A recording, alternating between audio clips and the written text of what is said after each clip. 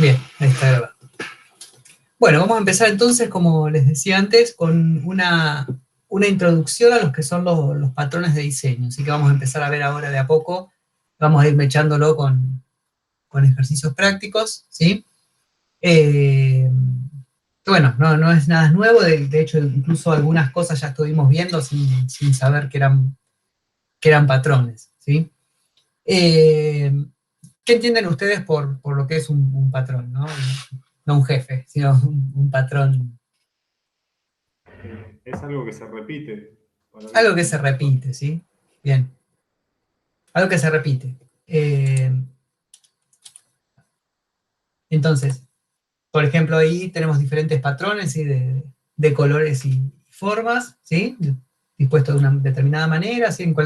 Tenemos patrones por todos lados, ¿sí? Como hay patrones por todos lados, también hay en el diseño de software eh, los que se conocen como patrones de diseño, que básicamente lo que hacen es estandarizar algunos tipos de soluciones que se repiten en diferentes sistemas, ¿sí?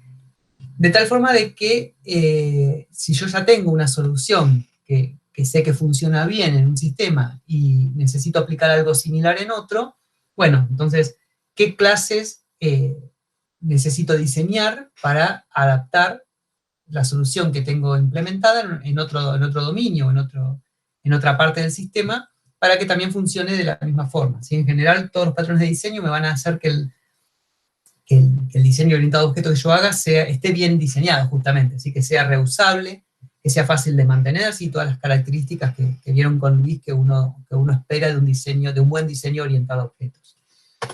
Eh, entonces, lo que buscan es no reinventar la rueda, ¿sí? Si ya alguien encontró una solución para un problema que está bien y que funciona bien, entonces, bueno, esa solución reutilizarla. Y los patrones de diseño no hacen otra cosa que especificar un conjunto de clases, ¿sí? Y cómo estas clases se relacionan entre sí para un problema concreto, ¿sí? Un problema particular, con qué diseño, un mini diseño, ¿sí? Porque en general atacan porciones del sistema. Si nosotros en un diseño complejo vamos a tener capaz que varios patrones aplicados, ¿sí? En distintas partes.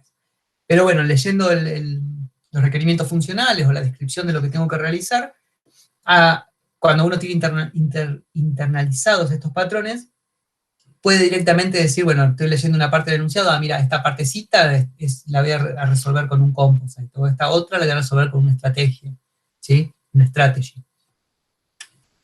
Entonces definen una forma estandarizada de resolver problemas comunes y básicamente son un molde, ¿sí? Como las clases son un molde para los objetos, a nivel más general, más global, un patrón de diseño es un molde que me va a definir un conjunto de clases, ¿sí? Para resolver un problema recurrente en diferentes diseños. Y la solución que voy a obtener es un diseño flexible y reusable normalmente, ¿sí? Si están bien aplicados, es lo que esperamos que resulte de aplicar estos patrones a los problemas. Del libro que vamos a seguir, porque hay varios catálogos de patrones de diseño, y que vamos a seguir en la cátedra es este de Gama. Este libro es un libro viejo, creo que es del 94, está disponible para descargar en muchos lugares, ¿sí? Sí, ahí está el 94, estaba en la filmina. No se los dejamos nosotros en el Classroom por una cuestión de derechos, ¿sí? Pero se lo bajan, o si alguno de ustedes lo quiere subir al Classroom para compartirlo, no hay problema. Lo buscan con el nombre y el autor. Gama en general se lo conoce como el catálogo de Gama, si bien son 4 autores, que ahí Luis les pone GOF, significa Gang of Four, la banda de los 4 que hicieron este catálogo de patrones. Lo van a encontrar fácilmente en internet como PDF, incluso está traducido al español también, si lo quieren buscar traducido. Están las dos versiones fáciles de encontrar. Bueno, en este libro la definición que da para un patrón de diseño es esta que está en la filmina.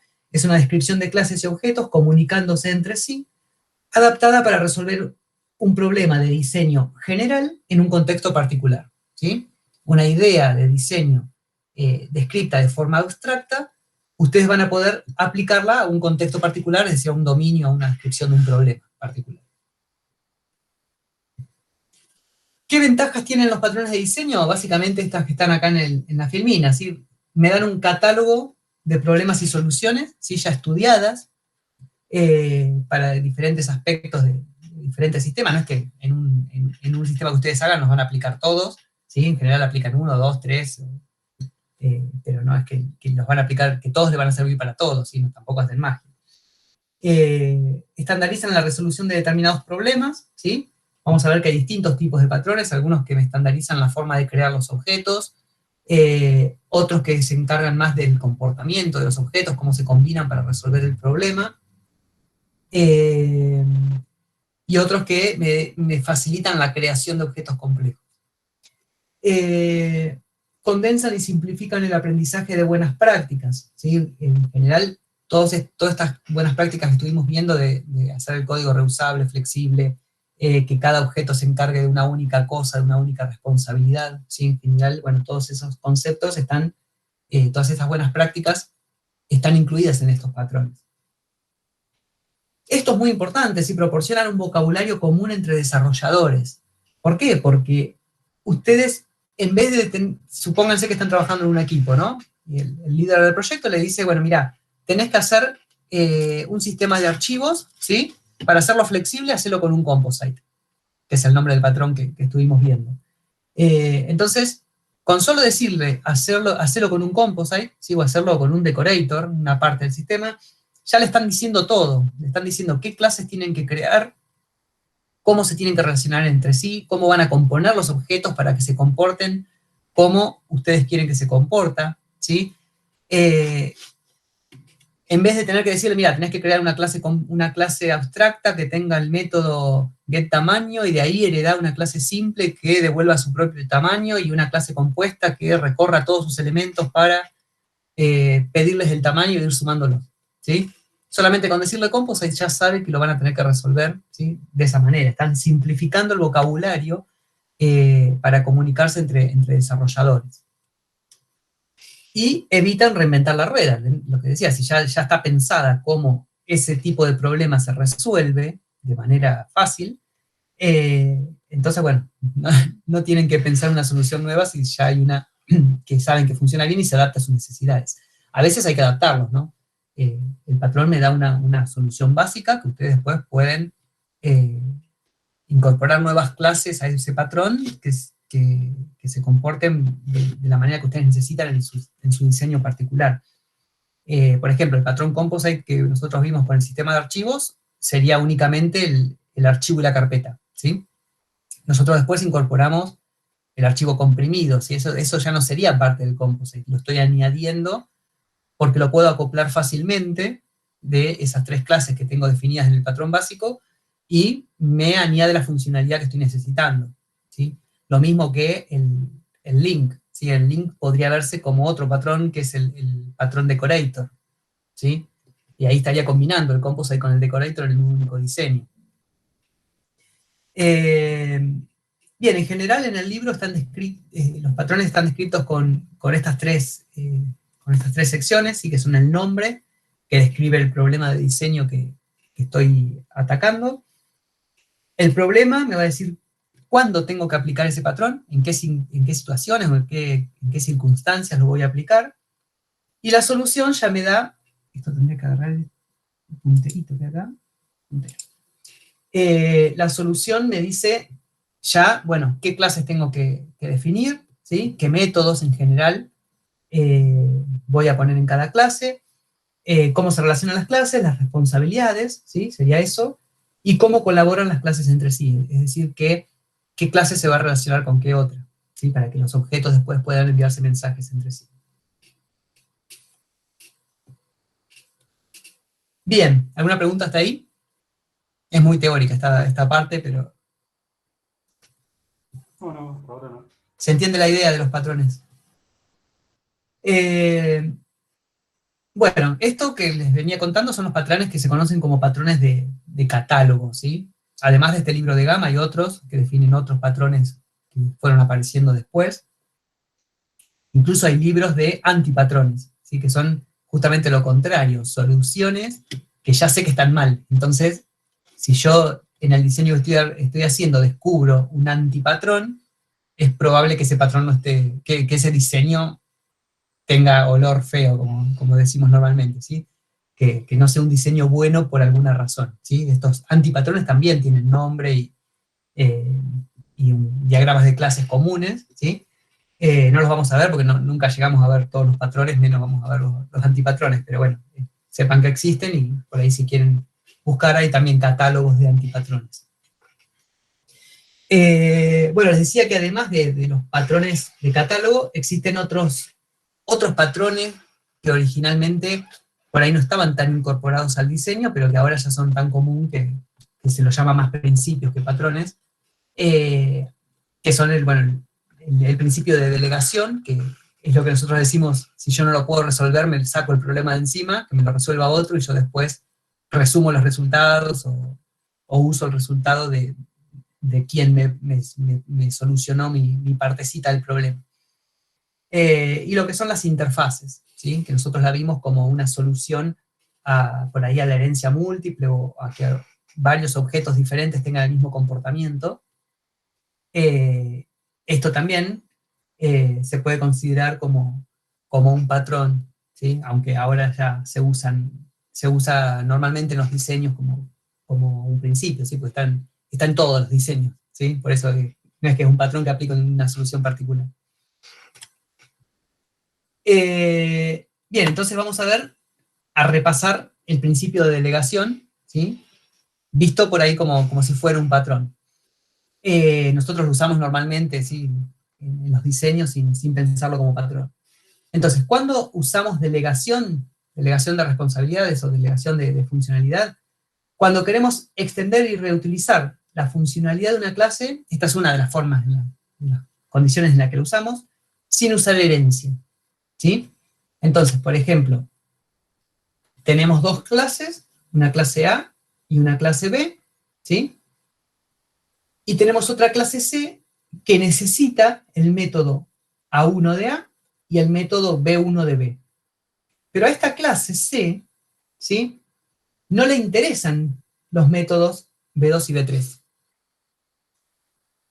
¿Se entiende? Me sirve el método A1 y me sirve el método B1.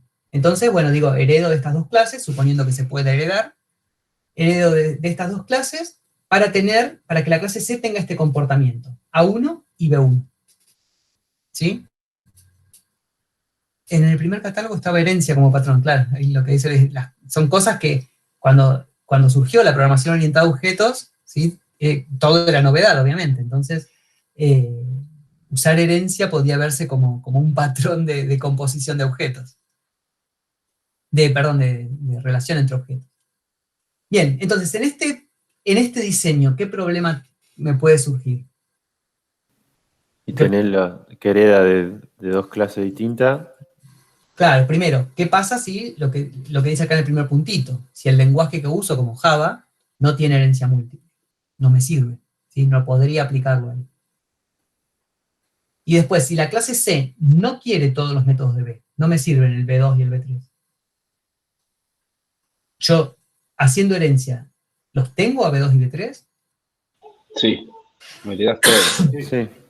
Claro, la clase O sea, C lo tenés que hereda. poner. Sí, son No los abstractos. tengo que poner, porque los heredo. Ese es Claro, bueno, yo por ahí no los redefino, porque digo, bueno, no los tengo, pero el concepto de herencia es que si yo heredo una clase, heredo todos los atributos y heredo todos los métodos de esa clase. ¿Sí?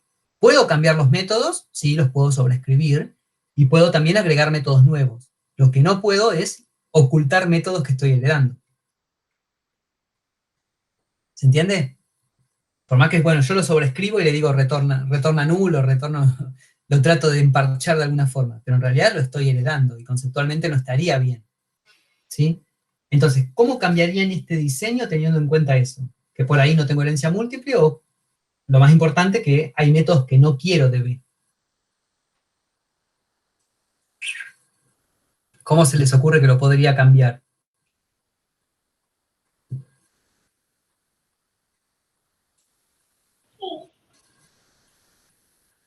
Anímense, no importa si se equivocan. Lo estamos evaluando. Fíjense a qué tendemos, ¿no? Sí, que clase C sea un objeto aparte. Sí. ¿Qué relación cortaríamos? La de herencia. ¿Cuál? ¿Esta o esta?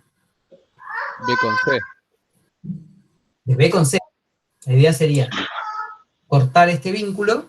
Y le das el problema a que te lo resuelva B. El B1 lo tiene. Claro, claro. Entonces, esto lo sacaría, ¿sí? Primero, si C no quiere algunos métodos de B, ¿qué significa? Que C no es un B, ¿sí?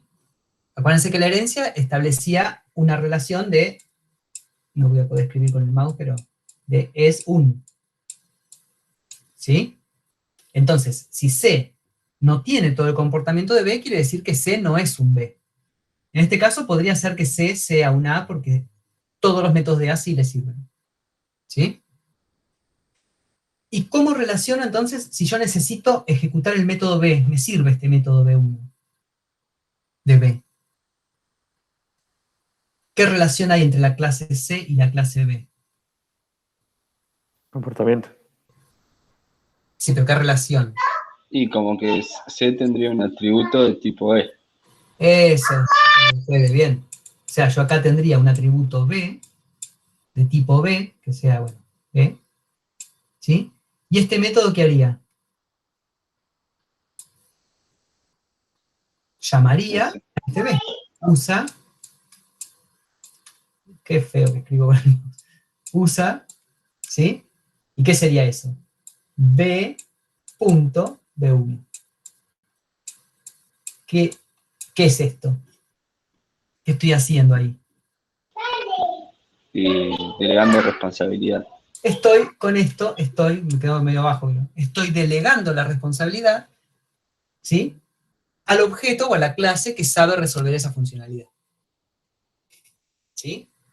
Esta relación, cuando yo tengo una clase, cuando una clase utiliza la funcionalidad de otra clase, ¿sí? Quiere decir que la clase C está compuesta por, y hay una relación de composición, o relación de uso, ¿sí? De la clase C con respecto a la clase B. En vez de una relación de herencia, lo cambio por una relación de uso, ¿sí? Y el comportamiento que me sirve se lo pido directamente a B. ¿Sí? Esto lo usan ustedes un montón, ya lo han usado. Eso iba a preguntar. Es como cuando hacemos un array que ponemos, no sé, arreglo.add. ¿Estamos haciendo algún uso de esto o estoy yéndome a cualquier lado? Claro, perfecto, Guido, sí, es eso. Lo que pasa es que es tan natural, lo empezaron a ver desde la primera clase con Luis, la composición de objetos, la delegación. Entonces, es tan natural que por ahí le resulta esto es un patrón. Bueno, sí, porque fíjate, antes por ahí yo hacía este diseño, este mal diseño, ¿no? Porque necesitaba este comportamiento, ¿sí? Es un error del uso de la herencia esto, ¿sí? Entonces, bueno, creo que en la siguiente filmina está, ¿sí? En vez de usar herencia, si C sigue siendo un A, es decir, todo lo de A me sirve, y si tuviera atributos también me sirven, heredo de A, ¿sí? Y uso la clase B. El método B1 debe agregarse a la clase C e invocar al B1 de la clase B. El que me resuelve, el B, ¿sí? Creo que esto está en otra filmina, ¿sí? Utilizo un objeto de la clase B y para resolver el servicio B1 directamente se lo pido a B. Digo B, objeto B, punto B1. ¿Sí? Esto es delegar. Delego la responsabilidad de ejecutar el método B1 al objeto que sabe ejecutarlo. Y este directamente, bueno, en este caso es un void, pero si retornara algo, directamente retorno lo que me retorna el método B1 del objeto B. ¿Sí? Estuvimos practicando recién en los filtros, si yo quería ver si una planta tenía un nombre vulgar cualquiera, ¿sí? No hacía yo el for para recorrer el array list. Directamente le pedía al array list, decime si lo tenés. ¿Sí? Ahí si el que se tiene que encargar de recorrerlo, de ver si un elemento pertenece a una lista, es la lista, o el vector. no lo tengo que hacer de afuera del vector, normalmente, ¿no? Ya si tuviera que tener alguna condición o algo, sí necesitaría hacerlo desde afuera, pero para ver si existe nada más, le delego esa funcionalidad al array. ¿Sí? ¿Se entiende? Sí. Sí, sí. Sí, sí. Ya lo están usando esto, pero bueno, verlo de esta forma, por ahí les hace surgir alguna duda. Pero es lo que vienen usando normalmente hasta ahora. Bueno, las ventajas es que no puedo yo ocultar métodos si yo heredo de una clase. Entonces, si hay métodos que no me sirven, me tengo que replantear si realmente la clase hija es un objeto de la clase padre, ¿sí? Normalmente, si yo quiero ocultar métodos, eso no pasa y tengo que usar composición o delegación en vez de herencia. Para compartir código que no se puede heredar, bueno, justamente esto, yo podría tener otra clase fuera de esta jerarquía, una clase D, ¿sí? Que también necesite este método B1. Entonces, no, acá quise poner D. ¿Sí? También podría usar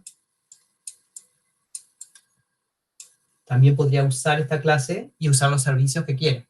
¿Sí? Imagínense esta clase como el ArrayList, por ejemplo, o como el string, cualquier clase de las que ustedes están usando normalmente. Pero bueno, esas son clases que ya les probé Java. Esto les va a surgir en sus propios diseños ahora. Que una clase que ustedes crearon use otra clase que ustedes crearon. Bien, y esto es algo importante que también lo empezaron a ver con Luis, que permite cambiar el comportamiento de un objeto. Uy, miren qué linda me salió esta línea hasta acá. Que permite cambiar el comportamiento de un objeto en tiempo de ejecución. ¿Sí? Si ustedes tienen estas relaciones de uso, ¿sí? Vamos a verlo acá. No estaba en la clase. Pero si tienen estas relaciones de uso, este objeto, como está definido acá como un atributo, ¿sí? Yo podría reemplazarlo por cualquier otro objeto o subclase, ¿sí? Si acá tuviera subclases, ¿sí? Yo podría reemplazar este objeto B por cualquier hijo de B. ¿Se entiende? Y al poder reemplazarlo por algún hijo de B, voy a poder cambiar el comportamiento, porque por ahí este método B1 en estos hijos se comporta de forma diferente. Se resuelve de forma diferente, ¿sí? Como por ejemplo el cálculo del sueldo que habíamos visto. Este sería el calculador del sueldo, y acá tengo diferentes formas de calcular el sueldo. Entonces, acá tendría un calculador, y este método B1 sería calcular sueldo. Y este sería, la clase C sería la clase empleado, por ejemplo. ¿Sí? Entonces, cuando le quiero calcular el sueldo a un empleado, lo que hago es pedirle al calculador que calcule el sueldo. Y si la forma de calcular el sueldo cambia, bueno, no importa, le cambio el calculador. No tengo que cambiar todo el empleado, cambio solamente la parte que necesita cambiar. ¿Sí? Sí. Sí, sí. Y el otro concepto que ya lo estuvimos viendo, dedicamos una clase entera a esto, es a las interfaces. ¿Sí? Las interfaces me permiten definir comportamiento, ¿sí? Independientemente de dónde lo vaya a usar. Las interfaces que vimos hasta ahora son el comparator y el comparable, ¿sí? Eso me permite definir que cualquier objeto puede ser comparador, el comparable, por ejemplo. Me permite decir que cualquier objeto puede ser comparable con otro objeto del mismo tipo. ¿Sí? Entonces, no importa cuál es el objeto, es decir, dónde lo voy a utilizar al método, ¿sí? Yo defino que para ser comparable, un objeto tiene que implementar el método compareTo, otro objeto que me pasen como parámetro. ¿Sí? Entonces, cualquier objeto que implemente esa interfaz, estoy diciendo que lo voy a poder comparar. ¿Sí? Al obligarlo a implementar el método compareTo, va a poder funcionar en todas las clases que utilizan el método compareTo de cualquier objeto. Bueno, y esto me desacopla comportamiento de clase, ¿sí? La clase, acuérdense que es mucho más compleja que una interfaz, porque la clase tiene comportamiento implementado y tiene atributos, ¿sí? La interfaz únicamente me define métodos, o sea, comportamiento. Por ejemplo, este es un ejemplo un poquito más complejo de una interfaz. Yo quiero ordenar una lista. Bueno, no, este es el que ya estuvimos viendo. No, tenía otro ejemplo, lo cambié.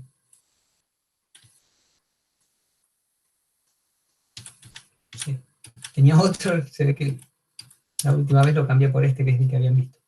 Quiero ordenar una lista, ¿sí? Perdí el puntero. Quiero ordenar una lista, ¿sí? Entonces, el algoritmo para ordenar una lista es, por ejemplo, este. Este es un burbujeo, esto, ¿no?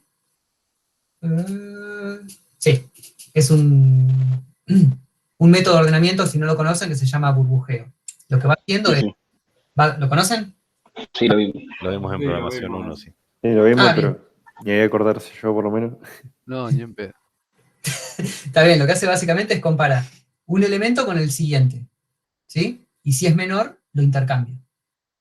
¿Sí? Fíjense, compara el elemento en la posición J con el elemento de la posición J más 1. ¿Sí? Si es mayor, los cambio de lugar. De esa forma, siempre el más grande se me va yendo hacia atrás. ¿Sí? Por eso se llama burbujeo, como que el más grande va flotando hacia el fondo de la lista, ¿sí? En el primer ciclo. En el primer ciclo, flota el más grande. Si yo eso después lo recorro n veces, donde n es el tamaño de la lista, voy flotando el segundo más grande. ¿Sí? Fíjense que esto va desde 0 hasta n-1, y este va hasta n-i-1. O sea que siempre va un número menos. ¿Por qué? Porque en el primer ciclo el más grande ya se fue hasta el fondo. Entonces después no tengo que recorrer hasta el final, porque el último ya quedó ordenado. Sí, bueno, eso repasen de programación 1, ¿sí? Pero no importa, nosotros acá lo hicimos con inserción, sería lo mismo. Porque acá la pregunta es, ¿qué objetos puedo comparar con menor o mayor?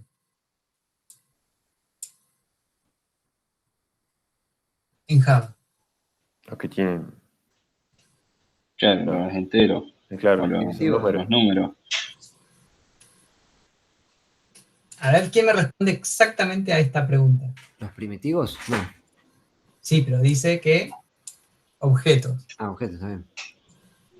¿Los que son comparables? Bueno. No. Esta es pregunta tramposa como la que hizo Luis en el parcialito 3. Ninguno. ¡Epa! Estaba atento, ¿Cómo? Luis. ¿Cómo Muy se bien, tira la Federico. pelota? Ninguno, Rafael. porque no es el entero no es un objeto. El Es lo entero único. no es un objeto. Perfecto. ¿Sí? A ninguno. Sí. Son tramposos. Sí. A ningún objeto puedo comparar con mayor o menor. Lo puedo comparar a los primitivos enteros, a int, double, float, pero no a los objetos, ¿sí? Y la segunda pregunta, bueno, si yo voy... Uy, esperen que perdí el puntero de nuevo acá. Si yo voy a sacar un elemento de la lista, ¿de qué tipo va a ser ese elemento? ¿Sí? Yo puedo tener cualquier elemento en esta lista. Claro, un objeto cualquiera. En este caso va a ser un objeto, ¿sí? Pero bueno, el problema me surge acá. ¿Cómo los comparo si los objetos no se pueden comparar? Entonces, bueno, acá viene lo que vimos con el comparador. No sé por qué no pasa esto. Bien atrasado. Ahí está. Entonces, ¿cómo resolvíamos esto? Separando el comportamiento de la comparación, ¿sí? En una interfaz, ¿sí? En la cual le voy a poner un método que me indique cómo comparo un objeto con otro, ¿sí? Y después todas las clases que yo quiero que se puedan comparar implementan esta interfaz. Fíjense que al hacer una implementación y no una herencia, esta persona podría heredar de otra cosa, ¿sí? Y lo único que yo obligo a hacer con la implementación es que tenga este método, ¿sí? Entonces después, en las clases que usen ese método de ordenamiento, ¿sí? Yo voy a llamar al método comparaCon, ¿sí? Que yo ya sé que lo tienen, porque las personas son comparables. ¿Sí? Es cómo funciona el collection sort. El collection sort funciona porque se espera que los elementos que están en la lista que le paso como parámetro sean comparables. Si no son comparables, me va a saltar un error de que no la puedo ordenar. ¿Por qué? Porque no va a tener forma de comparar los elementos que yo estoy guardando. ¿Entiende? Sí, sí. Entonces, defino los objetos del tipo de una interfaz, ¿sí? Y todas las instancias que quieran usar ese comportamiento tienen que implementar esa interfaz. Yo acá le puse persona, pero acá en este código yo podría usar algo de tipo comparable nada más, porque lo único que voy a usar es comprar true. Entonces, la respuesta a esta otra pregunta es, esta lista, los objetos que yo guardo acá dentro de esta lista, tienen que ser comparables. No voy a definir una lista de persona, ¿sí? Voy a definir una lista de comparable, porque lo que yo saco de esta lista, o sea, esto, tiene que ser comparable. Voy a comprar un lápiz. Comparable.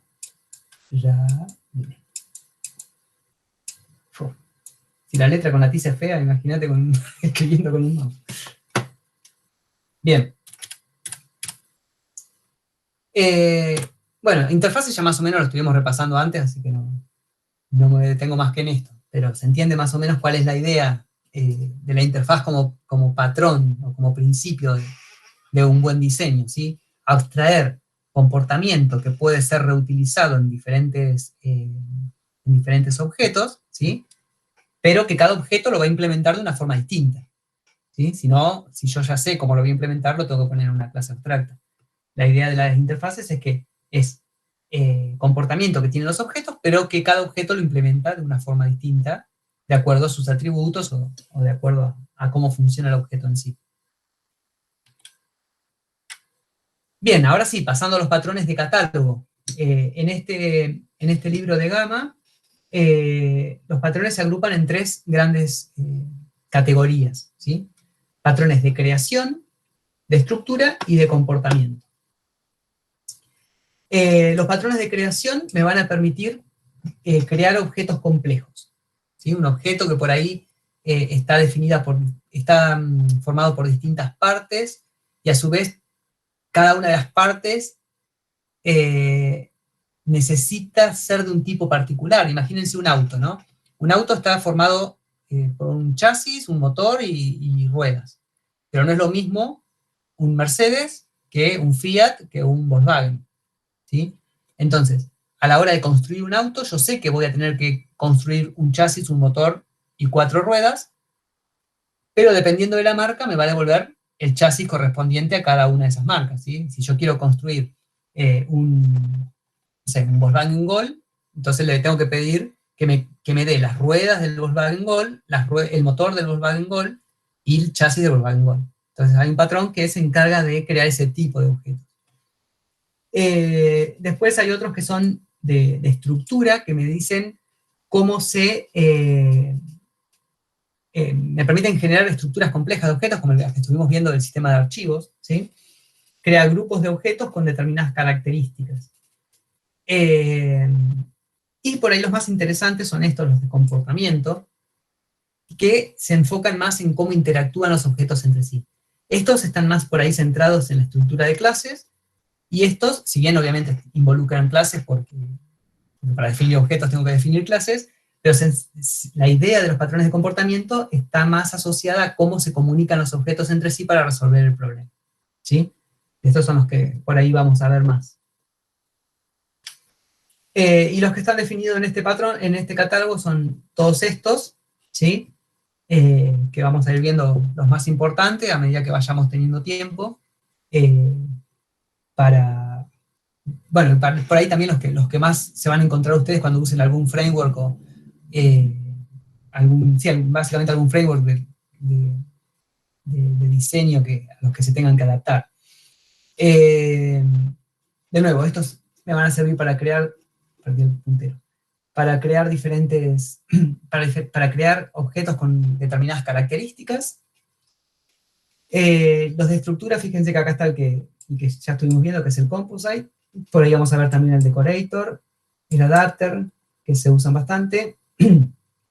Proxy también se usa, pero nunca llegamos a verlo. Perdón que me quedó una yerbita.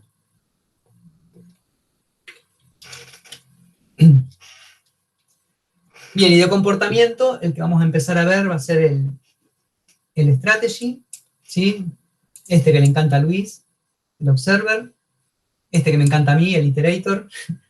Este ya lo estuvieron viendo, creo que lo vieron con Luis, conmigo también lo repasamos. Método template, ¿se acuerdan lo que era?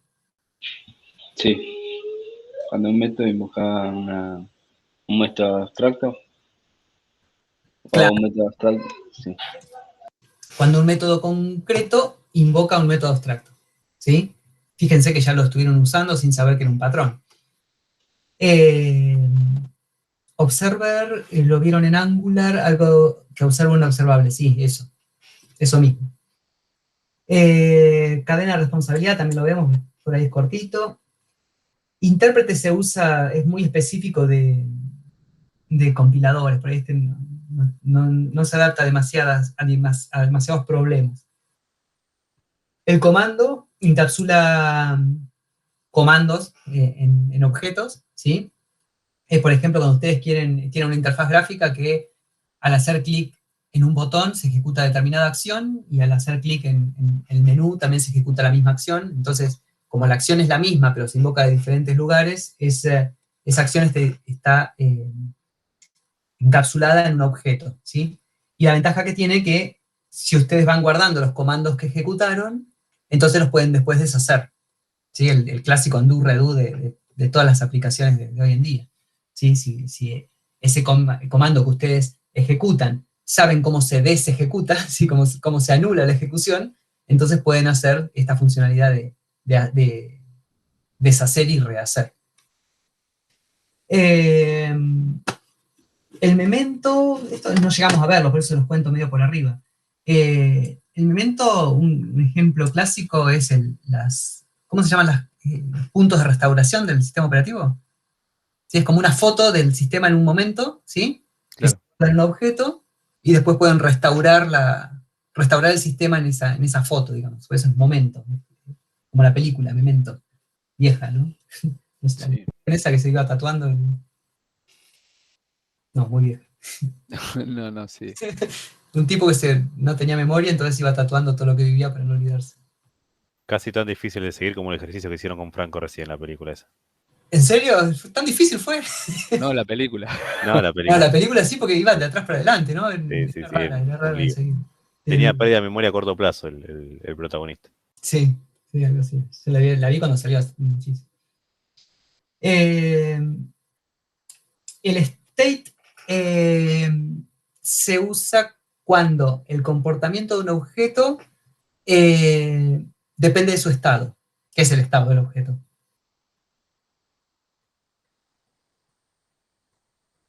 Pregunta de clase 1.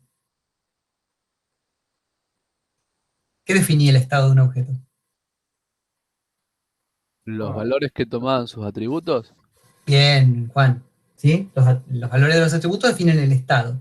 Entonces, cuando yo tengo un objeto que dependiendo de los valores va a ejecutar un método de forma diferente, ¿sí? Ahí lo que uno primero piensa es, bueno, si el valor del atributo es tal cosa, ejecuto esta función. Si el valor del atributo es otro, ejecuto otra función, ¿sí? Otro método. Entonces, eso, acuérdense que los if, así toda una secuencia de if en general están mal, ¿sí? Entonces lo que resuelve el patrón estado es, bueno, encapsulo un estado particular del objeto con diferentes valores de los atributos, de nuevo, en un objeto aparte, y todos tienen una interfaz común que es ejecutar determinado método. Entonces, a medida que el objeto va cambiando de estado, le voy cambiando ese objetito, que es lo que cambia, y directamente cuando me piden el método, se lo delego al objeto para que se ejecute. Bueno, así en el aire no van a entender nada, después lo vemos en detalle. Bien. Bueno, acá tenía un resumen de los patrones de creación. Solucionan o facilitan las tareas de creación o de instanciación de objetos. Hacen hincapié en la encapsulación de la lógica de la instanciación. Si instanciación, véanlo como cuando ustedes hacen un new de un objeto, significa que instancié la clase en un objeto particular. Y ocultan los detalles concretos de cada objeto, permitiendo trabajar con abstracciones. Piensen en el ejemplo que les decía de los autos. Si yo quiero crear un auto, voy a decir, bueno, créame un chasis, créame un motor y créame 4 ruedas. ¿Sí?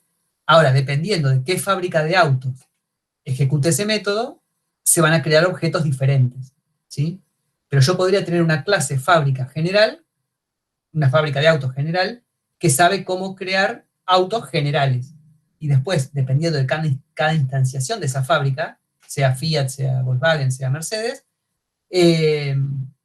va a crear los objetos que le corresponda crear.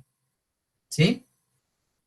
Entonces ustedes siempre trabajan con la abstracción auto, la abstracción rueda, la abstracción chasis, la abstracción motor, y cada instancia concreta luego se va a encargar de crear los objetos correspondientes. Los métodos más habituales, perdón, los patrones más habituales más usados de esta categoría son el factory method, que hace esto que les decía. No, perdón, el abstract factory hace esto, ¿sí? El factory method es cuando es un abstract factory simplificado, cuando el método de creación es solamente uno, tienen un factory método, cuando tienen diferentes métodos, tienen un abstract factory. Y el builder, que se usa cuando necesitan crear un objeto complejo, ¿sí? Que por ahí un objeto que tenga muchos atributos, entonces tienen diferentes formas de crear un montón de constructores, que tenga, por ejemplo, un usuario que tiene nombre, apellido, nombre de usuario, edad, no sé, los temas que le gustan, un montón de atributos, ¿no? Entonces, en vez de hacer un new, y todos son opcionales, sería el problema. Entonces, ¿qué hago? Un new vacío, y después le dejo hacer todos los sets.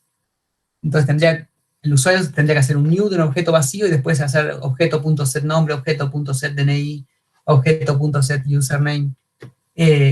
Lo que me permite eso es el builder es crear un objeto incrementalmente, es decir, diciéndole, bueno, este objeto va a tener este nombre y este DNI, ¿sí? Por ahí otro objeto va a tener un nombre y un username y, no sé, una lista de temas que le paso, y voy a tener un único constructor, pero yo le puedo pasar, no sería exactamente la cantidad de parámetros variable, pero la idea, ¿sí? Lo puedo ir diciendo, bueno, créame el objeto y agregarle este nombre, este DNI y este username. Y cuando termino de decirle todo, digo, bueno, ahora sí créamelo el objeto. Están en varios frameworks, seguramente lo usaron. Entre los estructurales, los más comunes, son los que por ahí vamos a ver, son el adapter, que me permite adaptar la interfaz de un objeto a otra interfaz, ¿sí?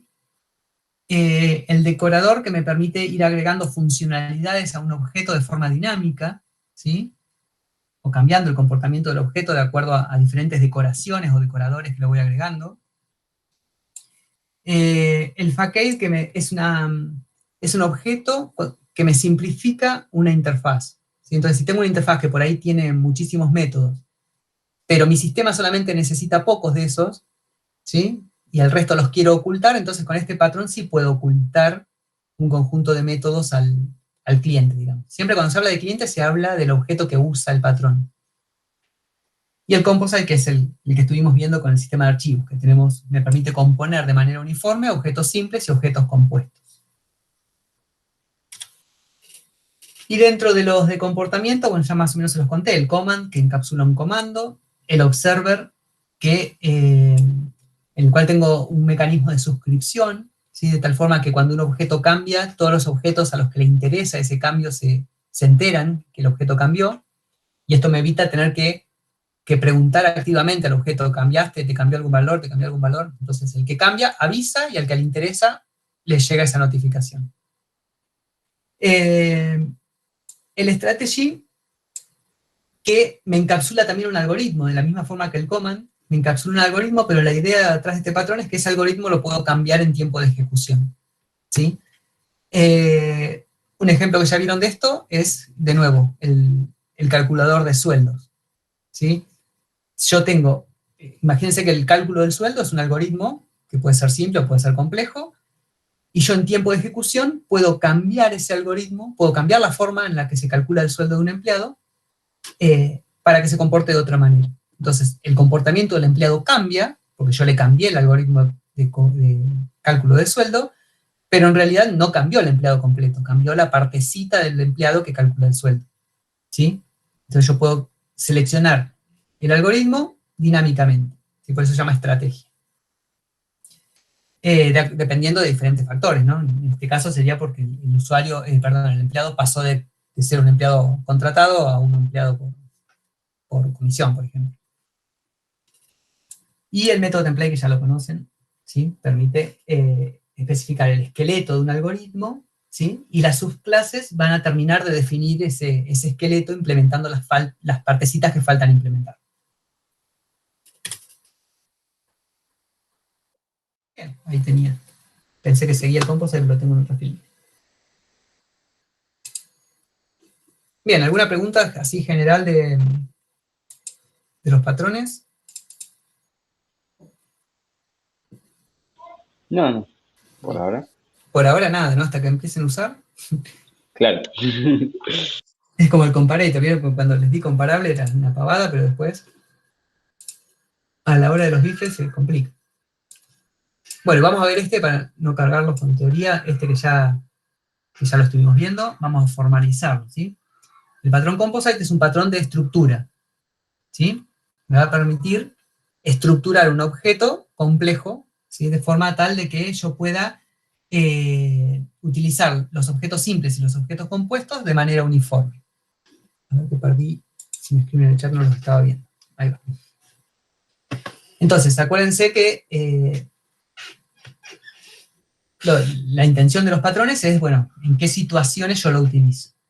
Entonces, ¿cuándo voy a utilizar un patrón composite? Cuando yo tengo objetos que tienen la forma todo parte, ¿sí? Tengo un todo, que sería un objeto compuesto, y una partecita de esos objetos que son los que forman ese todo. Me permite a los clientes que traten a los simples y a los compuestos de manera uniforme, ¿sí? Imagínense en el sistema de archivos. Si yo quiero buscar elementos FS, ¿te acuerdan que le habíamos puesto? Bueno, no hicimos la búsqueda, eso lo vamos a hacer después. Cuando tengan más claro cómo hacer búsquedas en listas, lo vamos a trasladar esa búsqueda a un composite. Entonces, si yo quiero buscar elementos de file system por nombre, por ejemplo, no me importa que sea un archivo o una carpeta, yo lo quiero incluir en el resultado de la búsqueda. Entonces, la clase que hace la búsqueda va a tratar a los archivos y a las carpetas de la misma forma, ¿sí?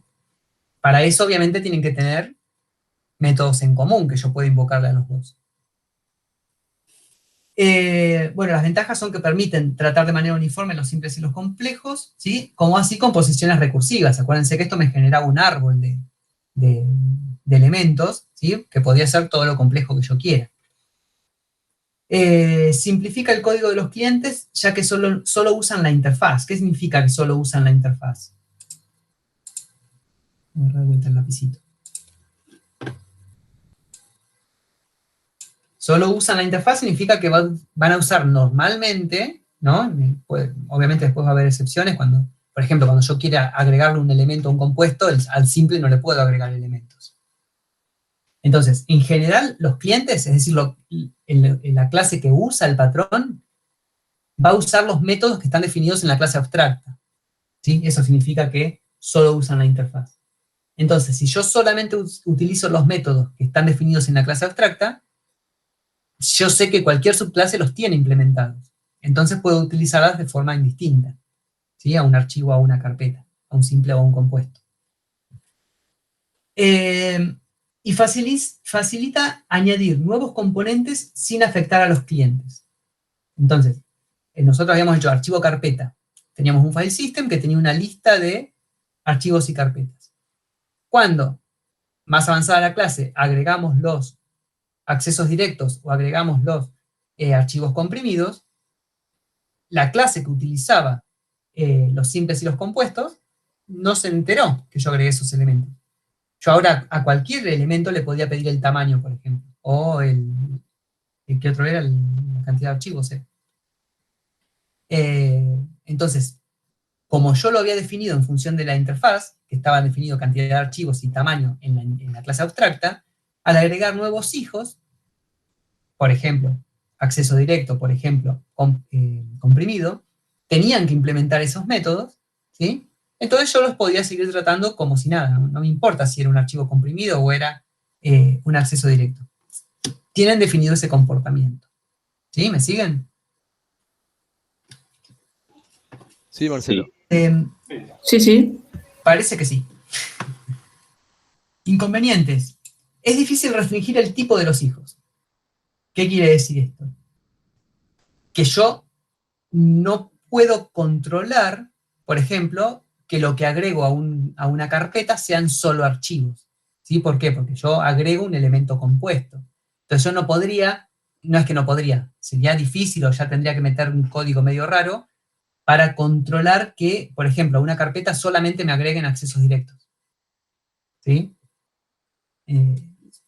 Cuando yo quiero agregar elementos a un compuesto, normalmente agrego cualquier elemento definido como la clase abstracta.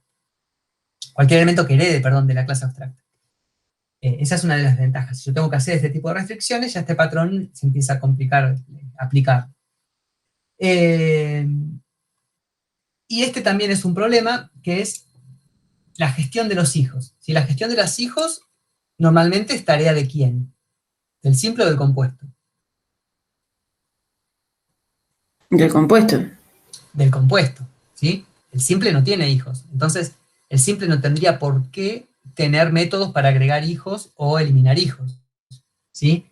Entonces ahí lo que viene es seguridad versus flexibilidad. Esto seguridad no es seguridad informática, digamos, sino si yo, para poder agregar hijos a un compuesto, tengo que tener un método agregar hijos, ¿no? Ese método, si lo pongo en el compuesto, ya no me queda tan flexible, ¿sí? ¿Por qué? Porque yo voy a tener que hacer un casting a compuesto. Si yo tengo todo definido en términos del elemento file system, cuando quiera agregar un hijo, le voy a tener que hacer un casting al compuesto, ¿sí? O definir la carpeta y no el elemento file system, para poder ya tener el método agregar hijo.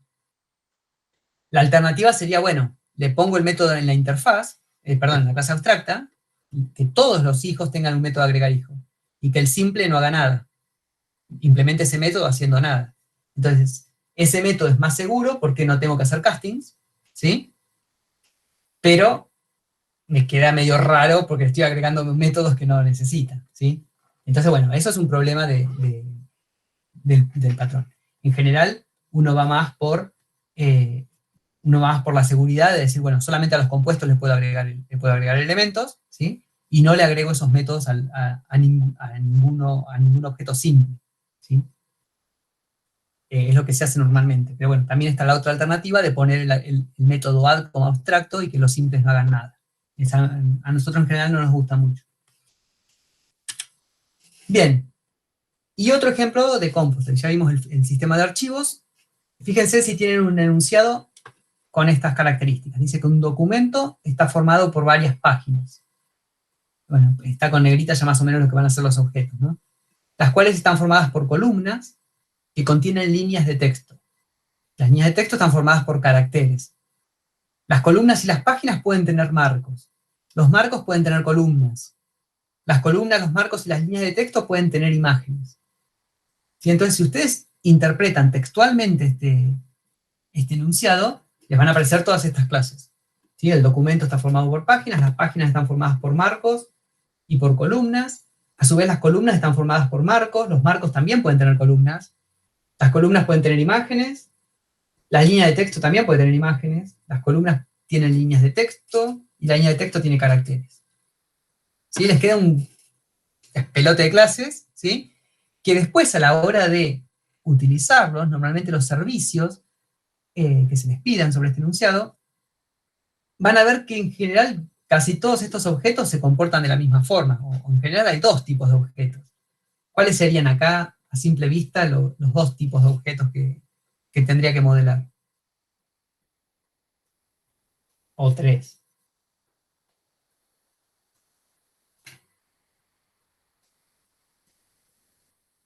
¿Qué les parece?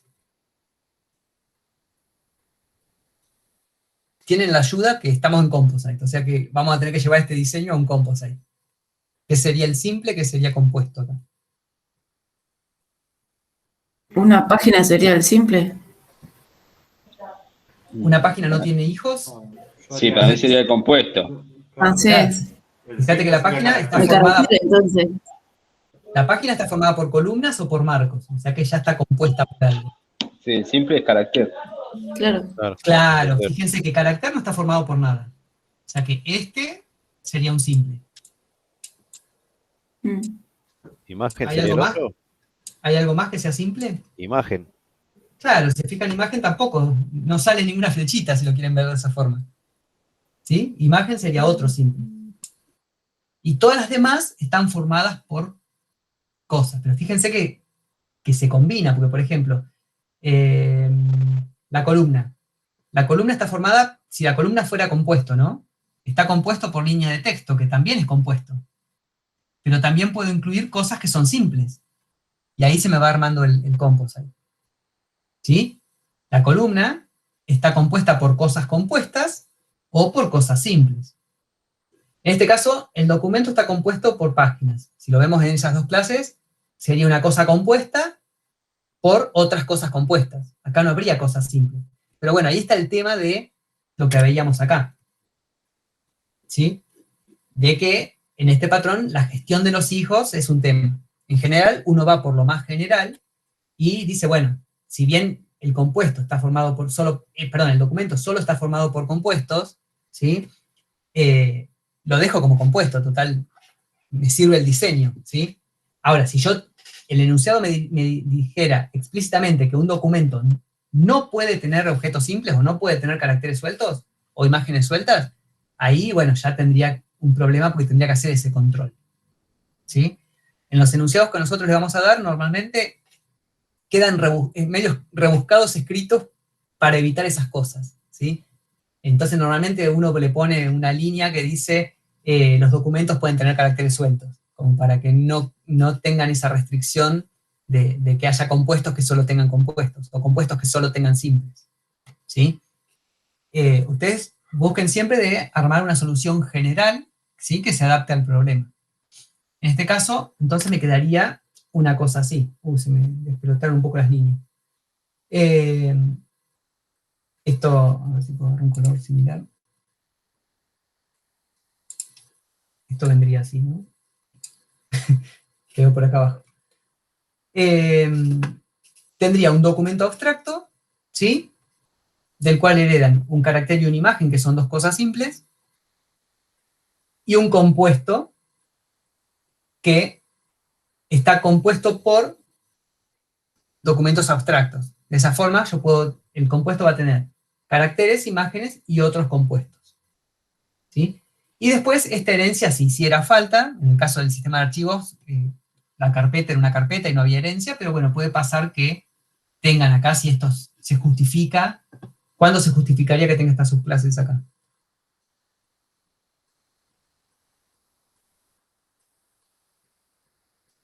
Nivel de objeto, ya fuera del patrón. ¿Cuándo hago subclases? ¿Cuándo herede? Sí, cuando heredan. ¿Cuándo necesito heredar? Cuando tiene un comportamiento común. Cuando tiene un comportamiento diferente. Y algunos atributos en común. O algún atributo diferente. Entonces, si hubiera atributos diferentes, que yo no los puedo abstraer todos en una sola clase, ¿sí? Entonces hago una herencia. Si el comportamiento de todos los compuestos va a ser el mismo, esto me desaparece, ¿sí? Me manejo con eso, por más que después va a ser una columna, una página o un marco, ¿sí? Yo lo manejo como un compuesto, ¿sí? Y después, bueno, internamente el que lo usa va a saber que una columna es un compuesto, que una página es un compuesto. ¿Se entiende? Entonces, la solución del patrón, la solución que provee este patrón, ¿qué dice Luis? ¿Qué es lo más? La pregunta de cuáles son los simples, eso es lo que se tiene que preguntar cuando quieren ver cuál es el simple y cuál es el compuesto, ¿sí? De acá. No, de acá. Lo simple es lo que es indivisible, lo que no está formado por otros elementos, ¿sí? Bien, entonces la solución que propone el patrón a este tipo de problemas es esta, que ya, como les decía, ya la habíamos visto. es definir un componente abstracto que define la operación que tienen en común, los simples y los compuestos, ¿sí? Y de ahí heredan el simple que resuelve la operación, en general con alguno de sus atributos propios o con algún atributo del padre combinado con algún atributo propio, y un compuesto que agrega una lista de hijos, una lista, un vector, un conjunto, después vamos a ver cómo pueden guardar estos hijos, pero en general es una lista, define también la operación, y esta operación tiene la característica que normalmente se implementa de la misma forma, ¿sí? Dentro de esta operación, en general, en el 98% de los casos, 99% de los casos, voy a tener un for, todos los hijos, voy a recorrer cada uno de mis hijos, y a los hijos, a cada uno de esos hijos, fíjense que le voy a llamar, bueno, justo en el verde no se ve mucho acá, por cada hijo voy a llamar a la misma operación que estoy definiendo. ¿Sí? ¿Se acuerdan el getTamaño? El getTamaño de una carpeta, ¿qué hacía? Recorría cada uno de sus elementos y a cada elemento le decía getTamaño.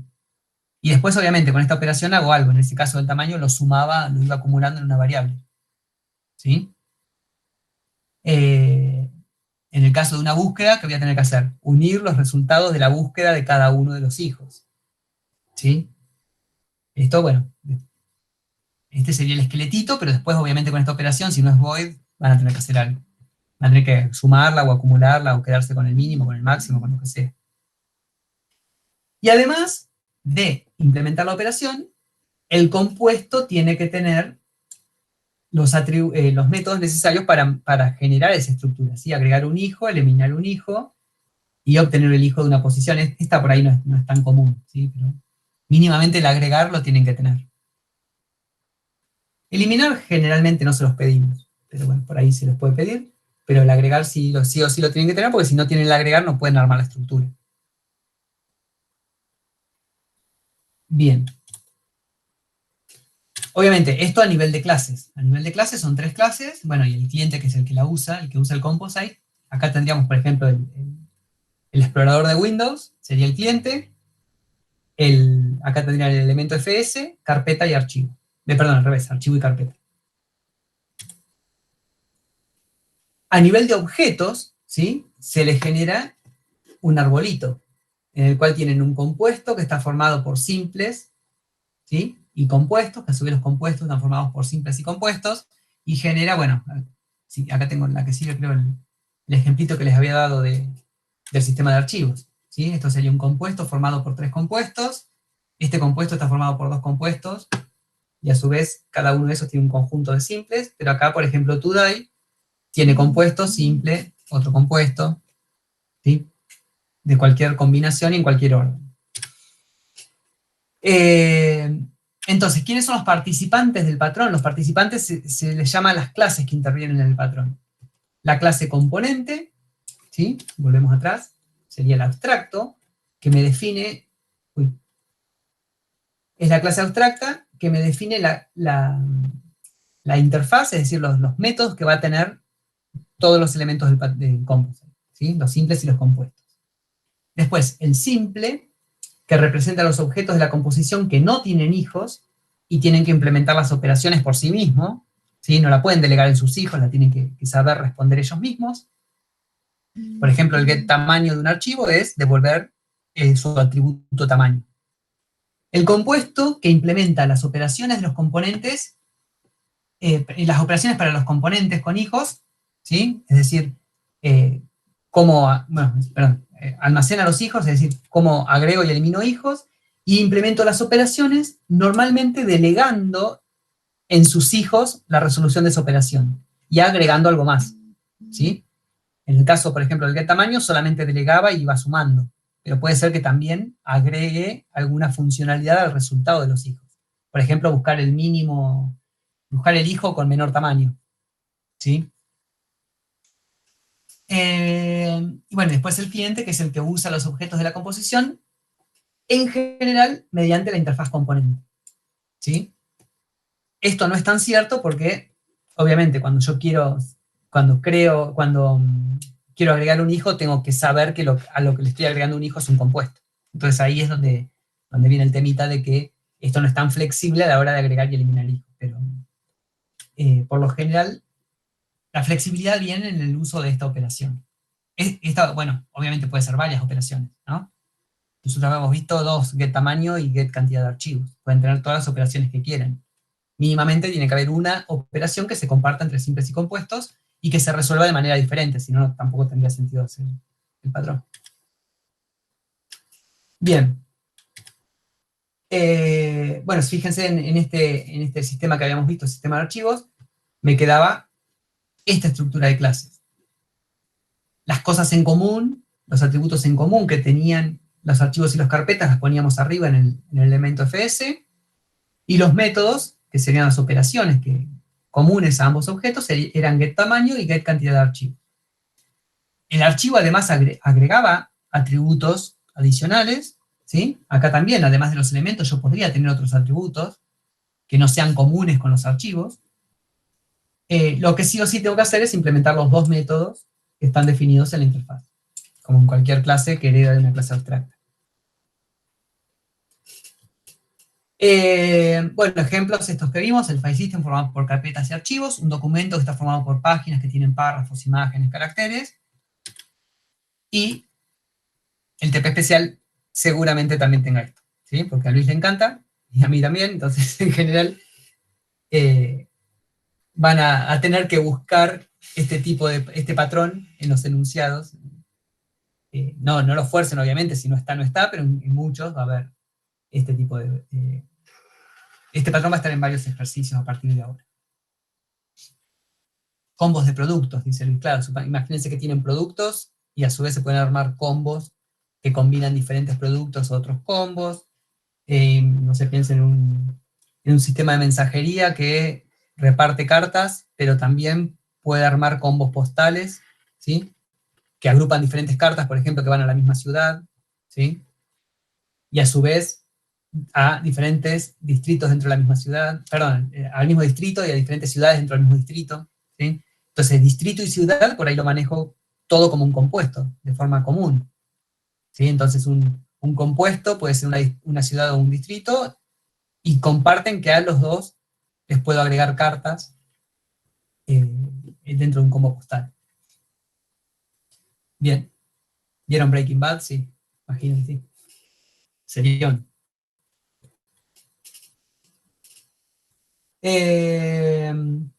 Bueno, acá hay un ejercicio que, si quieren, lo pueden pensar como un adicional, pero bueno, van a tener un montón de prácticas sobre esto. Luis ya subió el práctico 8, que es un libro, porque tienen la primera parte todo manejo de... Sí, quedó gigante, lo tenemos que haber partido, pero bueno, así ya les quedan todo el resto de prácticos, tienen de acá el parcial para practicar, todo lo que necesitan para el parcial. Después por ahí agregamos algún otro más complejo. Perdón, Marce, ¿esto Sí. entraría en el parcialito del viernes? Porque vi que puso ahí que era el ejercicio del parcialito. Bueno. Sí, en teoría lo podríamos tomar, porque es una clase más de consulta. Los primeros del práctico, si miran, no tienen composición. No, eso los primeros son más para practicar. Son más simples esos. Está, listo. Entonces, se podría que no. Que no entiendo. Si la pregunta fue, ¿entra en el parcialito? Sí, entra. Técnicamente entra, es más que ya lo estuvimos viendo, si no como patrón, no le vamos a preguntar teoría de composite, pero la forma de resolverlo, como el sistema de archivos, por ahí. Si lo hace Luis, que les toma algo de esto, yo por ahí les tomo alguna búsqueda. ¿A quién le toca el parcialito hacerlo? A mí, ¿no? Después decir, ¿qué manda? Pablito Escobar. Menos mal que no se puede pegar GIF acá, si no estaría el chat ese, sería un revuelo. El patrón favorito de Marx.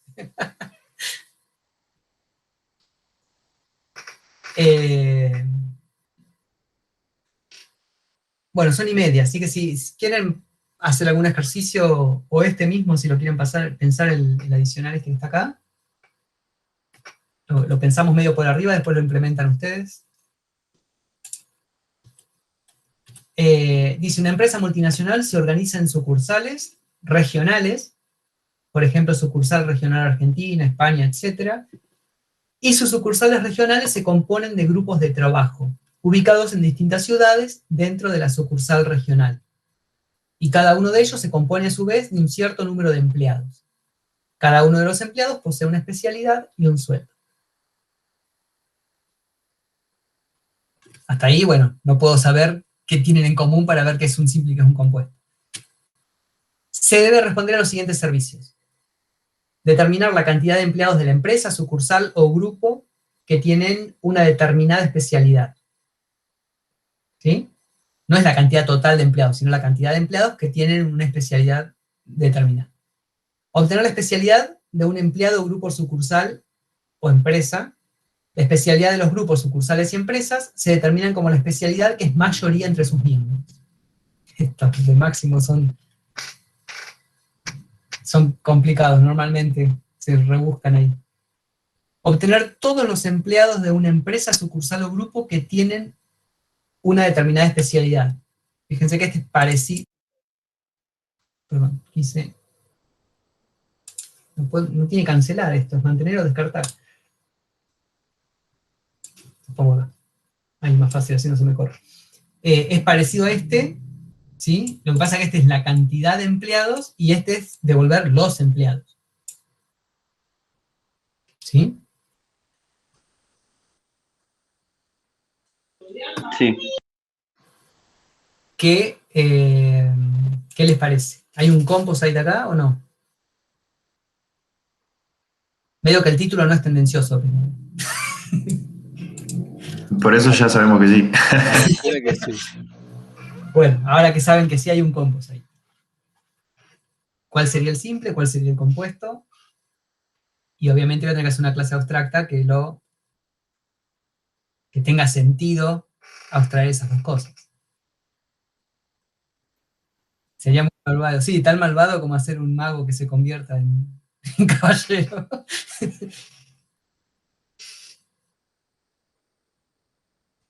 Y sucursal sería de simple. No, esto que dice Luis... no, que dice Franco, perdón.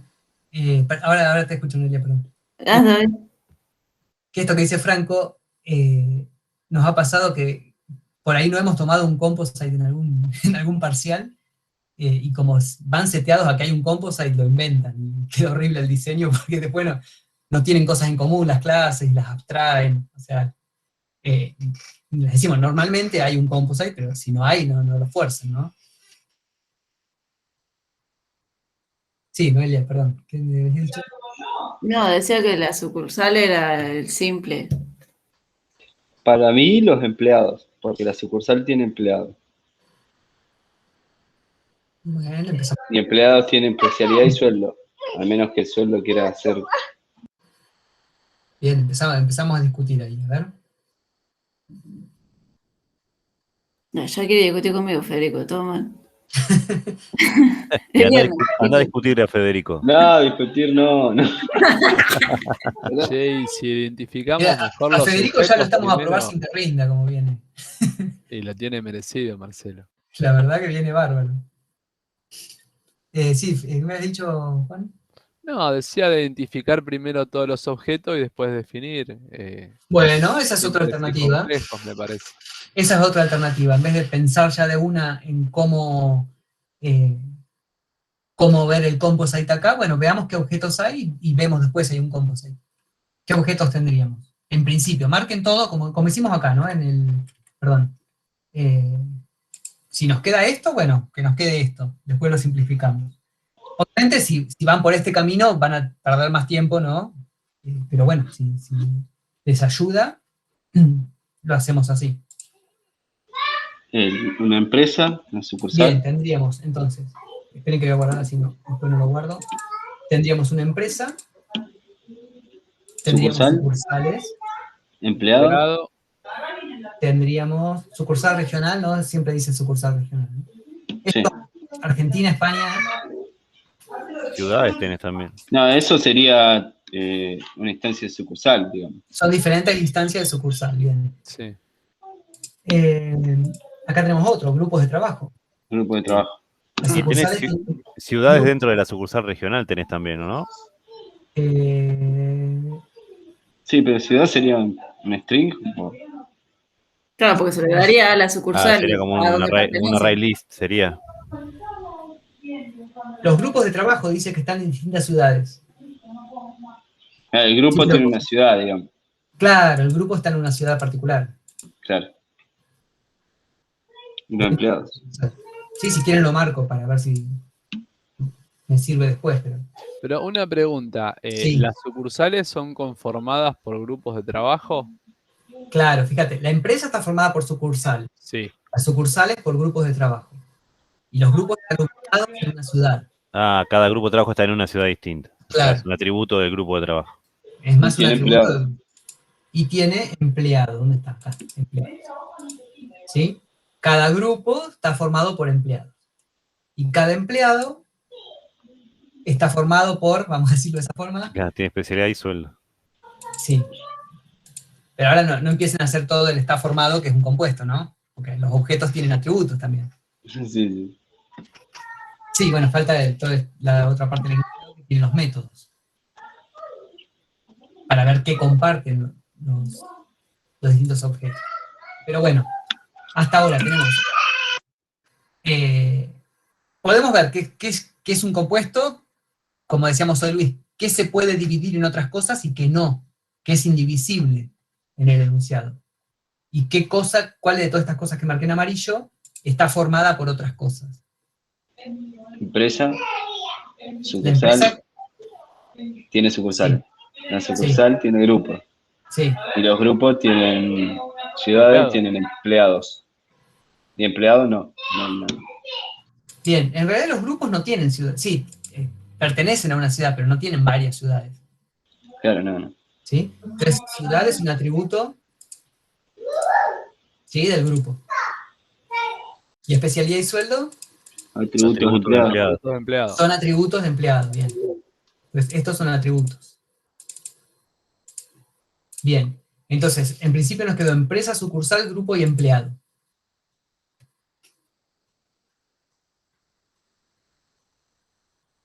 ¿Ahí? Sí.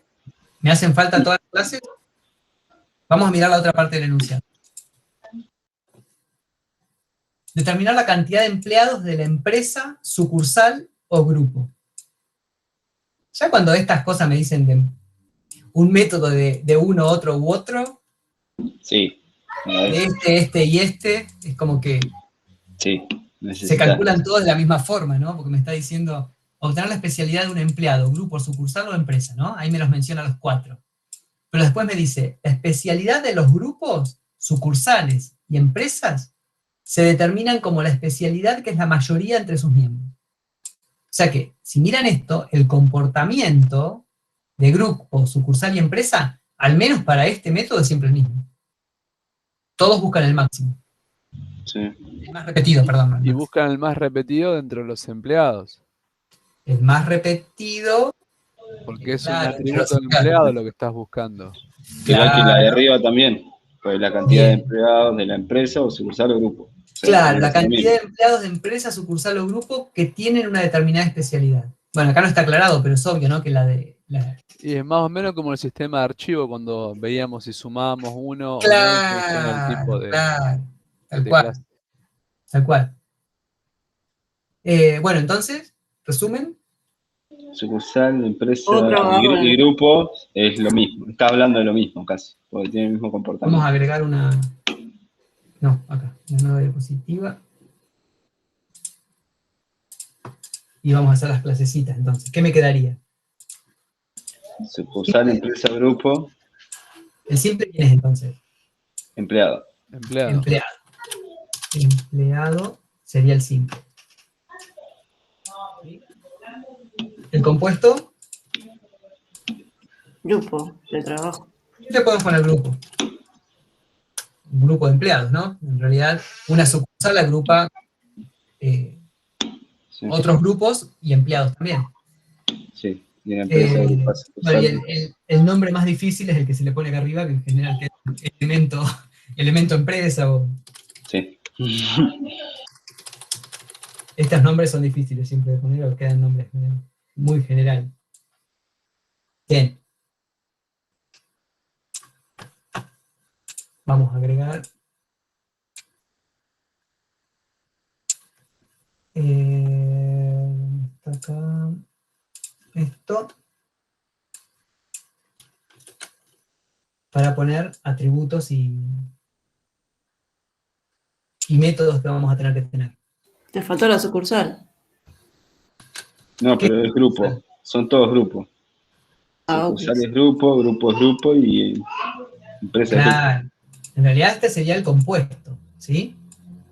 El simple son los empleados, y el compuesto, que le pusimos grupo, pero le podemos haber puesto compuesto, o como quieran, me va a agrupar, la misma clase me va a representar una sucursal, un grupo, o la misma empresa, ¿sí? Porque la empresa en realidad está formada por sucursales, y acá las sucursales son los grupos, ¿sí? Por eso les digo, abstraer en un mismo nombre las tres clases involucradas, las tres tipos de objetos involucrados. ¿Por qué los abstraigo a todos en una misma clase? Porque según vimos acá, el comportamiento de las tres clases, empresa, sucursal y grupo, es siempre el mismo. Fíjense que cuando les tiramos un servicio, decimos que empresa, sucursal o grupo se comportan de esta forma. Obviamente el empleado se comporta diferente. ¿Sí? Entonces acá vamos a tener, tendría que usar el drag IO para que sea más fácil esto, pero no, este no era. Vayan pensando mientras dibujo qué métodos y qué atributos van en cada uno.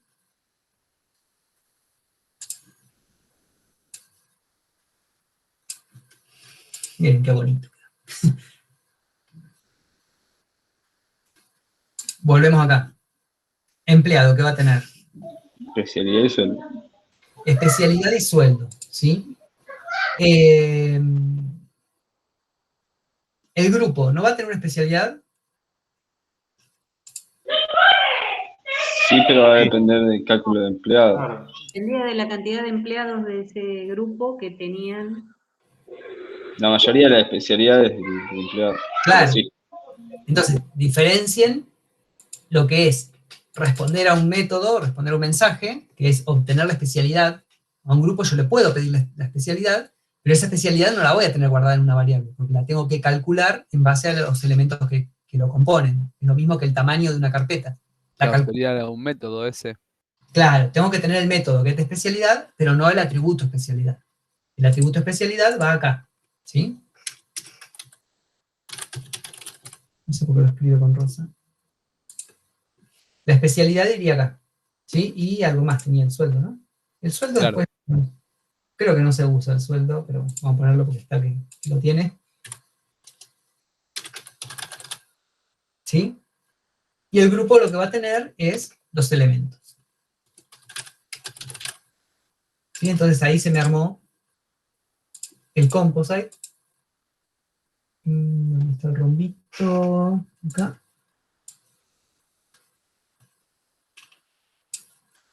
Y la flechita para arriba. ¿Sí? Esta lista de elementos va a ser una lista de elemento empresa. ¿Sí? ¿Puedo extraer algo en elemento empresa? ¿De atributos? Está bastante simple el enunciado, no dice nada. Podría tener el nombre, ¿no? El nombre de la empresa, el nombre de la sucursal, y el empleado también tiene un nombre, o sea que le podría poner acá si quisiera un nombre. ¿Sí? Y como funcionalidad, ¿qué tengo que tener como métodos? El get de especialidad. El get especialidad, sin parámetros. ¿Sí? Voy a correr esto para arriba, voy a necesitar más espacio. Y ese lo tendrías que repetir en todo, ¿cierto? Claro, esto lo tengo que repetir en todos. El get especialidad acá. Esto sería abstracto, ¿no? Sí. ¿Cómo va a ser el get especialidad acá? Y va a retornar la especialidad. Va a retornar mi propia especialidad. ¿Sí? Y acá Va a re- La va a calcular. Retornar Además, Claro. la mayoría. va a tener que ver la especialidad de los empleados y quedarme con la más repetida. ¿Qué otro método vamos a tener? ¿Ese cuál es? Este, ¿no? Sí, el de arriba la mayoría. Este La es cantidad de determinar empleados. la cantidad de empleados que tienen una especialidad determinada. Empleados me pide, ¿eh? Cantidad de empleados. Y va a tener tipo un arreglo que sea empleados. ¿Pero qué método es este? Contar empleados o algo así. Contar empleados y necesita parámetros. Y la especialidad que querés contar. Claro, la especialidad que quiero buscar. O sea, quiero todos los empleados que tengan una especialidad de. Me quedó esto re... Ahí. Igual no me entra. ¿Sí? Y el tercer servicio, ¿qué era? Todos los empleados que tienen una especialidad. Este, en vez de contar empleados, sería get empleados, ¿no? Claro. Que también reciben una especialidad. ¿No se baja? No se baja. Ahí. Obviamente estos dos métodos tienen que estar también definidos acá abajo. Bueno, hermoso.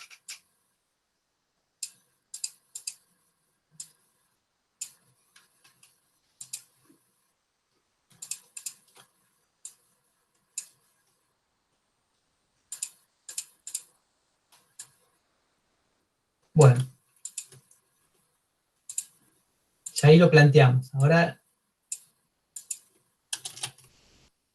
se los voy a dejar pensar a ustedes. Si quieren para el lunes. Dale. Pues si lo hago yo, lo entienden, pero no sé si lo saben hacer ustedes solos. ¿Sí? Vayan asociando todo al sistema de archivos, que es lo que más o menos usan cotidianamente y saben que es un composite. ¿Sí? Acuérdense que obviamente estos métodos tienen que respetar la asignatura, ¿sí? Por ejemplo, get especialidad, que me va a devolver un string, ¿sí? Contar empleados, que me va a devolver Un entero. un entero, Entero. ¿sí? ¿Qué quiero decir con esto? Que sea un simple o sea un compuesto, me tiene que devolver el mismo tipo de datos. El que se puede complicar es una pavada, ¿no? Pero en que me devuelve Una lista. una lista. ¿Sí? Entonces, en el caso del empleado, ¿qué me va a devolver? Un empleado solo. Un empleado solo. El dis, digamos. Una lista con el dis de él. Ah, esa. ¿Sí? No va a devolver el empleado. Esa es No, una lista con él solo. Va a devolver una lista con el empleado siempre y cuando ¿qué? Tenga una Sí, la especialidad. especialidad. Si la especialidad del empleado, esta, coincide con la que buscan, es parecido a la búsqueda, nada más que solamente sobre un atributo. ¿Sí? Quiero los empleados que tengan esta especialidad. Entonces, el empleado me va a devolver una lista consigo mismo, con dis, si la especialidad es la misma que busca, y si no, que me devuelve. Null. Null. Eso es lo que quería ver. No, el vacío. Una lista Una, vacía, una no, lista no. vacía, porque tiene que devolver una Ah, lista, sí o sí. Claro. Claro, tiene que devolver una Vacía. lista. ¿Sí? Si no cumple, lo normal es que me devuelva una lista vacía, una lista sin él, digamos. ¿Sí? Y eso me va a simplificar mucho la tarea acá, a la hora de unir todas las listas. ¿Sí? Porque si no, acá voy a tener que empezar a controlar los nulls. ¿Se entiende? Eso es una diferencia que tienen que tener en cuenta. Si ustedes devuelven null, significa no hay nada que devolver. Y si yo le pido a un empleado la lista de empleados que cumplen con una especialidad, si él no cumple, devuelve una lista vacía en realidad, no null. No es que no sabe qué responder. El resultado esperado sería una lista vacía. ¿Sí? Acuérdense que null significa nada, no sé qué responder. En algunos casos vamos a ver que sí es necesario devolver null. En el caso de este particular, devolver una lista vacía va a ser lo más correcto, lo más conveniente. ¿Sí? ¿Se animan para pensarlo para el lunes? O si no, Sí. arrancamos viéndolo, pero mejor si lo piensan ustedes. Sí, mejor. Sí, mejor. Aunque sea un ratito el fin de semana, dedíquenle. Probamos que es lo que sirve. Después si te miramos vos a hacerlo, es como que... Claro, por eso les digo, lo iba a codear.